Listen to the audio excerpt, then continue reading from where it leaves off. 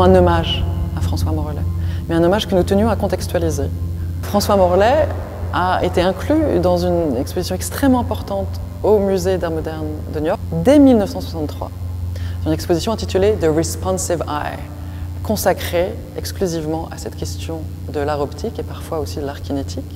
Frank Stella, Ellsworth Kelly faisaient aussi partie des artistes invités à contribuer à cette exposition. Il l'a exploré un petit peu plus loin, notamment dans ses recherches avec le grave, au sein de labyrinthes qui ont été mises en place notamment en 1962-1963, dont nous voyons d'ailleurs deux œuvres absolument magnifiques. Sphère Tram de 1962, une trame régulière en métal, de tiges de métal très fines, en 3 dimensions, et qui, au fil délicat du mouvement d'un petit passage, peut réfléchir de manière tout à fait moirée, avec un jeu d'ombre et de lumière, une sorte de chiaroscuro un petit peu étonnant.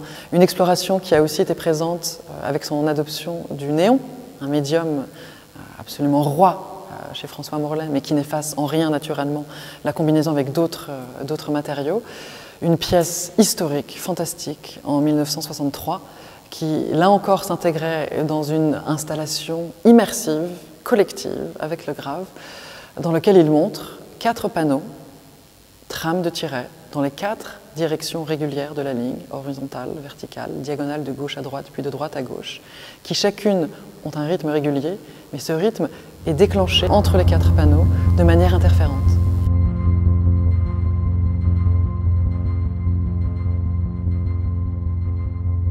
En 1972 exactement, une revue internationale, Flash Art, publie, quasiment en pleine page, une illustration d'une œuvre que découvre François Morellet en lisant son magazine. Il lui semble qu'il s'agit de son œuvre. La légende simplement indique que l'œuvre est de Sol LeWitt.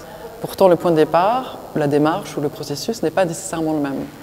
François Morellet, notamment pour ses trames de lignes, qu'il débute dans les années 50, arrive à des résultats quasiment de rosace, avec des lignes droites, dont simplement il modifie l'angle.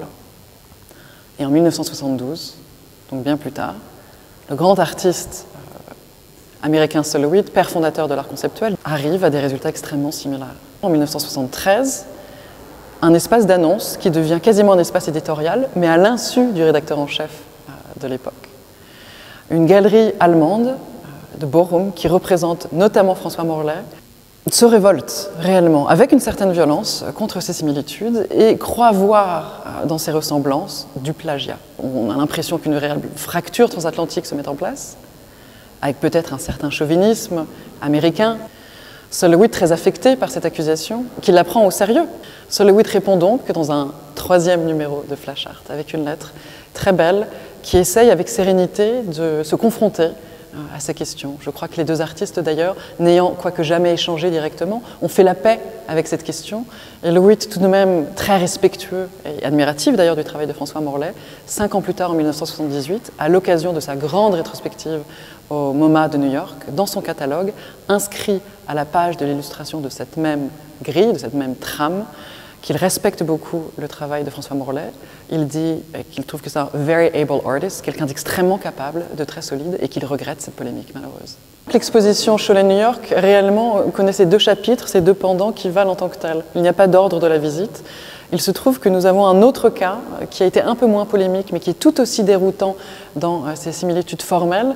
C'est une sorte de dialogue et d'antériorité, il faut le dire, de François Morellet, là encore avec un autre Américain, cette fois ce très très grand peintre minimal qu'est Frank Stella, dont nous voyons ici une œuvre monumentale des années 70, mais qui a débuté ses séries bien plus tôt, une décennie plus tôt.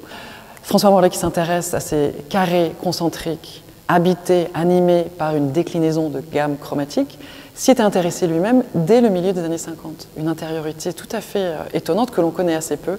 On voit d'ailleurs un dessin préparatoire qui date là de 1956, correspondant à la structure et au système pensé d'une œuvre qui est désormais dans les collections du Centre Pompidou à Paris. À partir d'un vocabulaire formel relativement réduit, choisi pour là encore être au plus neutre et au plus proche d'une certaine objectivité, et pour se rendre compte que les démarches, les approches peuvent nous mener, de manière parfois même baroque, regardons cette relâche du début des années 1990 de François Morellet, où le carré est pivoté, déconstruit, se retrouve en angle, on lui donne même un certain relief, une certaine souplesse, comment penser à la souplesse quand on pense au carré, Et l'itinéraire vraiment se déroule du début des années 1950, pendant une période historique qui dure une vingtaine d'années, mais qui, je crois, a donné lieu à des fruits très variés, extrêmement riches, jusqu'à la fin de la carrière de chacun. Alors le carré peut être simplement en délinéation, une silhouette très sensible.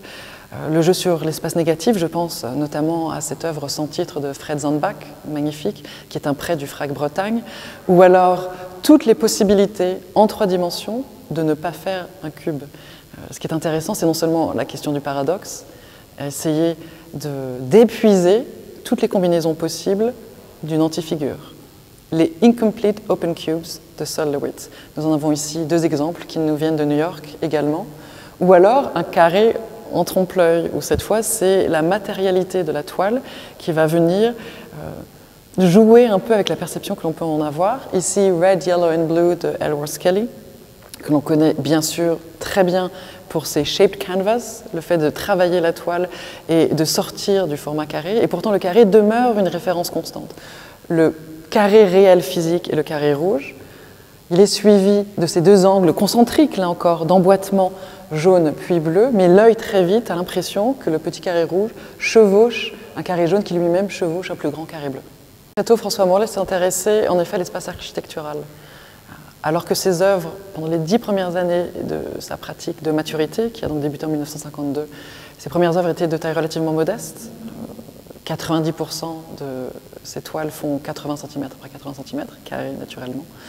Il s'est assez vite intéressé, notamment après son travail au sein du collectif d'artistes du groupe de recherche d'art visuel, le GRAVE, ce collectif actif en France entre 1960 et 1968, au rapport à l'espace et aux spectateurs, aux visiteurs. Cela a amené François Morlet à, d'une part, s'intéresser à ce qu'il appelait l'en-dehors de la peinture. Il quitte donc la surface du tableau pour traiter la peinture comme un élément fait de matérialité en interaction avec l'espace. Dans ce cas-là, l'œuvre est un objet statique en un sens, qui existe, qui est permanent et qui peut donc s'accrocher comme n'importe quelle autre œuvre de ce type. D'autre part, il se met à développer ce qu'il appelle des installations qui, dans certains cas, avec un peu d'humour là encore, désintègrent l'architecture. Donc à l'inverse de l'intégration architecturale, il appelle ça des désintégrations architecturales. Nous montrons, et nous avons vraiment, c'est un grand privilège, de montrer une œuvre en effet éphémère, qui n'est pas destinée à durer dans le temps, qui, à l'instar d'artistes comme Sol Lewitt qui établissent des protocoles, met en place un contenu géométrique qui est une sorte d'in situ à répétition. On pense à l'in situ, on se dit en effet, c'est propre, spécifique à un lieu donné, et pourtant, cette spécificité peut s'ajuster quasiment à n'importe quelle surface plane. Ça peut être à l'intérieur d'un musée, sur une surface exposable, ce peut être sur des surfaces peut-être moins intéressantes, on pourrait dire utilitaires ou vernaculaires, c'est peut-être le cadre d'une porte, un chambranle, ou alors, d'une manière parfois peut-être un peu spectaculaire, et c'est comme c'est le cas aujourd'hui, rue du Pont-de-Lodi, sur une façade, en l'occurrence la façade vitrine de la galerie Kamel Munour, avec une trame de 4 angles d'une même trame au ruban adhésif. François Morlet n'est pas un inconnu, mais François Morlet, définitivement, n'a pas encore reçu l'attention et bénéficie de la place qu'il mérite de pionnier parmi les pionniers.